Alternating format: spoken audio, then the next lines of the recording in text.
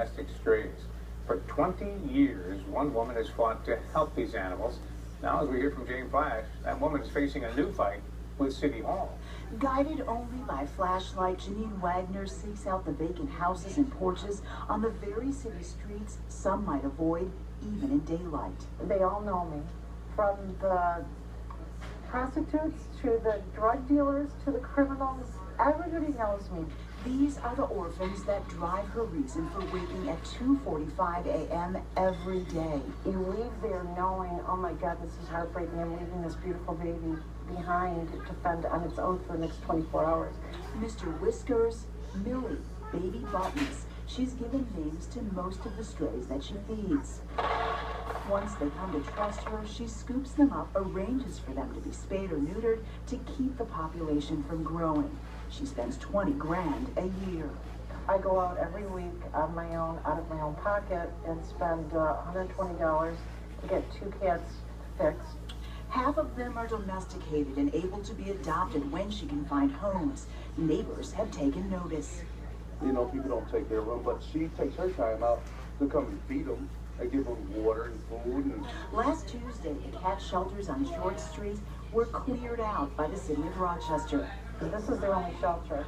When it's snowstorming, blizzarding, 0 degrees, they live in these things. You know, Janine is doing something that the city desperately needs. And instead of supporting her, they're sabotaging her. Janine contacted the mayor's office. Since then, shelters have been removed from 2 other locations, one just last night. City Commissioner Norm Jones says shelters also attracted rats. The orders came from Monroe County Health Department. rats are actually nesting and roosting and breeding. This is contaminated with rat feces and things that are not good for public health. Yet neighbors want to know if there's a policy for rats, why isn't there one for the cats? No, I just feel bad for her, you know, because all of her work, then they tear it down. And then what? Now what is the cat supposed to do? If you had dogs and puppies running around the city, people would be outraged. Okay? These are the same. Now, the city tells us Wagner did not ask for permission to use at least 3 vacant properties that belong to the city of Rochester.